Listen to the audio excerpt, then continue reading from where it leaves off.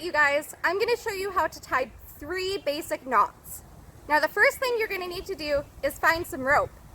It's probably better for you to get rope instead of string or yarn because it'll be a lot easier to undo and a lot easier for us to tell if you've done the knot correctly.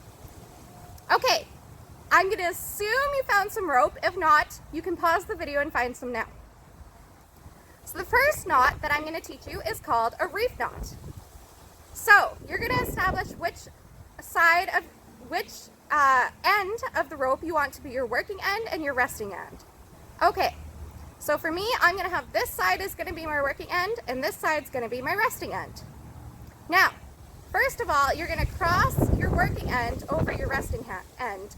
And I'm going to do this backwards. So my working end is over my resting end to make a X. Okay? Then your working end is going to flip over your resting end. Now, you're basically going to do the same thing. So your working end again will cross over, but this time, if you've noticed, your working end is on the opposite side, right? So your working end is going to cross over. So your working end over, and then you're going to flip it over to make another hitch. This is called a hitch. Half of one of these is called a hitch, by the way. You're going to flip it over to make an end. So basically it's 2 hitches and you tie it together. You pull it tight. And if you notice, it kind of almost looks like, let me just see if it'll focus there. It kind of almost looks like a little life jacket. It also is sometimes called the figure 8 knot because it kind of looks like a figure 8. And you can kind of do this. So that is called a reef knot. And that's your first knot. So the next knot I'm going to show you how to tie is called a bowline. Bowlines are used when rescuing people from water or other dangerous situations because you can put them around their waist and you can safely pull them to safety, I guess. So you're going to have a working end and a resting end again. Now my rope's kind of long, so my resting end is going to be just partway through my rope, but that's okay. It can be like that. And then on your resting end, you want to make a loop. Now here's the thing, I'm doing mine backwards, but what you want is for the part of the loop, the side of the loop that moves towards your working end, so this one, to be on top, and you want the part of the loop that's going away from your working end to be on the bottom. And this can kind of stop over here if you don't have that long of a rope, but you for sure want this one to be on top and this one to be on the bottom. Okay. So now we're going to name these some funny names. We're going to name your working end is now a bunny. This loop here is now a hole. And the rope that's leading away from the loop, so not toward your working end but away, is now a tree. So there's a funny little way I like to remember this. And I'm going to come a little bit closer so you can see a bit better. So the bunny is going to go up through the hole. And then remember, this was my tree. So the bunny's gonna go, oh, hang on. And you don't want to pull the bunny all the way through the hole. You want this big loop here, okay? But the bunny's gonna go around, after it goes up the hole, it's gonna go around the tree. And then it's gonna go back down the hole. Okay, and then you're gonna pull tight. Now, you will know that you tied this knot correctly because it'll look kind of like a life jacket again. A lot of knots look a little bit like a life jacket. So from one side it'll look kind of like a life jacket, so as you can see, and you'll kind of be able to pull it apart like that. Do you see? So, yeah, it almost looks like a figure 8 knot, but it's not. It's a little bit different.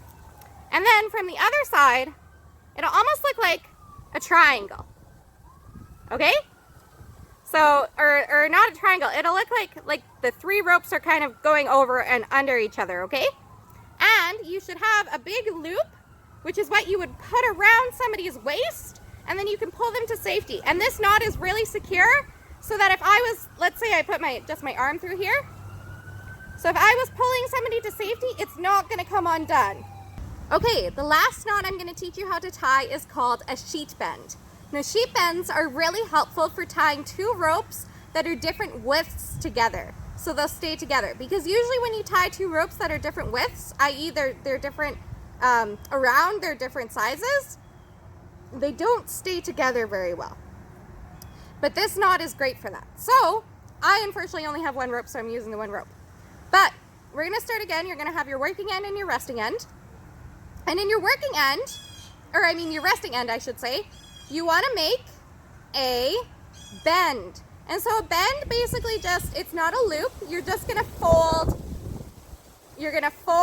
the rope in half, but you're gonna have kind of a loop here, but you're not like crossing over things. Okay, so now we're gonna have another little fun way to remember this knot, is we have our bunny and we have our hole again.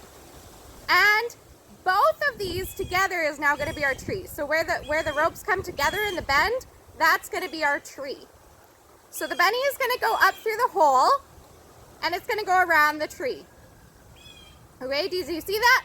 So it went up through the hole and around the tree. And so you want it on the same side that you had it before. And if you look, now this is where the bunny came up through the hole and then it went around the tree, as you can see. And I almost made another little loop here. So this time the bunny's actually gonna go back through the way it came. So the bunny goes up through the hole, around the tree, and back through the way it came. And then you're gonna grab onto the two ropes that you have bent here. You're gonna grab onto the bunny and you're gonna grab onto the rope that comes from the bunny from the other side, and you're gonna pull tight. And then, if you've done it right, you should have a sheep bend. So a sheep bend, you can kind of tell because it'll look, again, it'll look kind of like you have a little life jacket on one side, but there's going to be a rope that's kind of coming out the side of the life jacket, and then there's going to be a rope that's coming from the middle, from this hole in the life jacket. Okay? And if you pull it tight, then these ropes, no matter what width they are, should not come apart. Now, my rope's kind of slippery, so it's not working very well, but it shouldn't come apart. So you guys can practice those 3 knots and do your best to tie them and take pictures of the knots that you've finished tying. And even if you don't quite get it right, that's okay, but take pictures of the knots that you tried to tie, 3 pictures, and send them in. Okay, thanks so much. Have a great day. Love the Lord your God. Bye-bye.